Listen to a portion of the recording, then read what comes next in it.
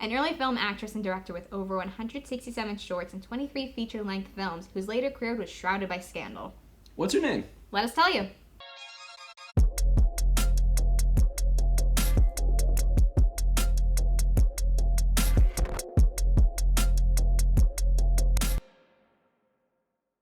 Hi, I'm Abby. And I'm David, and welcome to today's episode of What's Her Name, where we celebrate the female pioneers of the film industry. Today's episode is about Mabel Normand.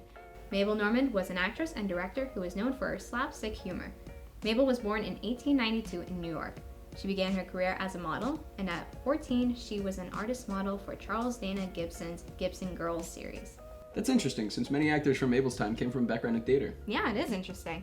After her work in modeling, Mabel worked as an extra for the motion picture company Biograph. It was here where she met Mack Sennett, whom she would later be a frequent collaborator with, as well as form a relationship. At Biograph, Mabel got the chance to work with director D.W. Griffith and starred in his 1911 film, Her Awakening. I wonder how a more serious director like Griffith worked with a comedian like Mabel. They worked well together, but he found her a little bit wild. Mabel liked to drink, party, do little pranks. Seems like a clash of personality there. Yeah, it sounds like it. In 1912, Mabel and Mack Sennett, though, left Biograph to form Keystone Studios. It was here, that Keystone, that Mabel's rise to stardom began.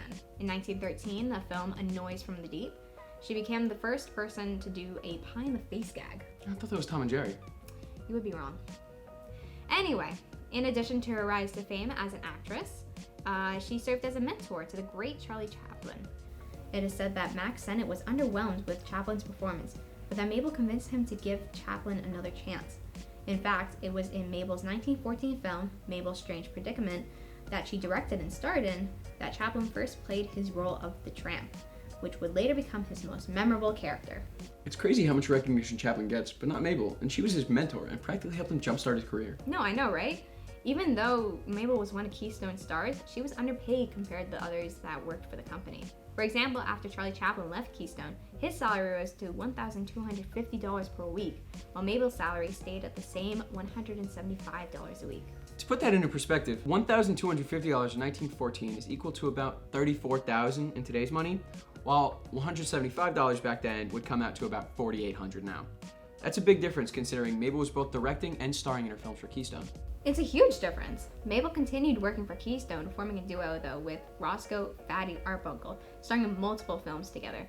At one point, both Mabel and Arbuckle were making $500 per week, but at the same time, they were starting to lose creative control for their films. To make matters even worse, Keystone started hiring vaudeville comedians for up to $3,500 per week. I would have quit. And that's what she did. By 1916, Mabel formed her own film studio, the Mabel Normand Feature Film Company. Mabel was one of the first leading actors to have their own film studio. With her new company, Mabel went on to make her first independent feature film, called Mickey. Let's talk about Mickey. Let's talk about Mickey. But unfortunately, Mickey was the only film that came from the studio, but it became one of Mabel's most well-known films. Mickey is a film where Mickey, played by Mabel, is an orphan who gets raised in a mining settlement that gets sent to New York to live with her aunt. Unfortunately, the film was shelved for a year after it finished filming, but then was released in 1918, where it then became the highest grossing film of the year. Oh cool, how much did it make? Well, according to Mack Sennett, it made around $18 million, but it actually grossed closer to $8 million. Mickey was re-released in theaters every year through 1921. During that time, it sold around 40 million tickets. It's gotta be some kind of record, right? It is actually. Mickey held the record for the best-selling film at the time of its release to 1938, when it was broken by Snow White and the Seven Dwarfs. That's a very impressive record. It really seems like Mabel was at like the height of her career. Oh, absolutely. Mabel's career was at the highest at this time, but unfortunately, it also was the beginning of the end. Oh, it's gonna get juicy. Oh, yeah, it is. After Mickey, Mabel signed a deal with Goldwyn Studios, where she would be making $1,000 a week. Mabel made films for Goldwyn, although during this time, her health began to decline. Reports range from drugs to depression, but whatever the case, it started to take a toll on her. Mabel was unfortunately ill for her films at her time at Goldwyn. It's unfortunate that her health really starts to take a hit as she's at the height of her career. I know, right? In 1921, Mabel came back to Mack Sennett, and the two made the film Mollyo, which received positive reviews, but wasn't the hit that Mickey was. During the same year, Roscoe Arbuckle, one of Mabel's co-stars, was accused and tried for the death and rape of an aspiring actress, Virginia Rapp. Did this hurt Mario at all, considering Mabel and Arbuckle were frequently found on screen together? Well, thankfully, the controversy surrounding Arbuckle didn't affect Malio's release. Any idea who did it?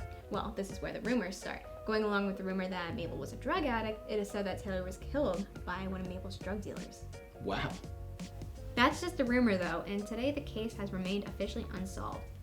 This wasn't the end of the scandals that plagued Mabel's career. 2 years after Taylor's death in 1922, Mabel's chauffeur shot and wounded the oil baron named Cortlandt Dines with Mabel's gun. In response to this, some of Mabel's films were pulled from distribution. That's awful. What happened to Mabel after that? Well, in 1923, Mabel did another film for Max Sennett, this one called The Extra Girl. It received good reviews, but because Mabel's name was attached to it, scandal followed. Mabel did some more films for Hal Roach in 1926 and got married that year as well to make a co-star Lou Cody. In 1927, Mabel was diagnosed with tuberculosis, which she likely had for some time. Sadly, Mabel died on February 23, 1930. She was 37 years old. Despite the scandal that surrounded her name, Mabel was still able to have a very successful career. Absolutely. It's such a shame that she's remembered for all the scandals she had opposed to her actual career. I agree. It seems like comedians like Charlie Chaplin got way more of the spotlight, even though Mabel was literally his mentor. I know, definitely. We should remember Mabel Normand for the films that she created, not for the scandals that came out of her name. She was an accomplished actor and director, starring in 167 shorts and 23 feature films, at a time where women weren't seen as comedians. Her films broke the cultural norms at the time, with her characters often saving the men instead of the other way around. What's her name? Mabel Normand. Thank you so much for tuning in and learning about Mabel Normand with us. You'll see you next time.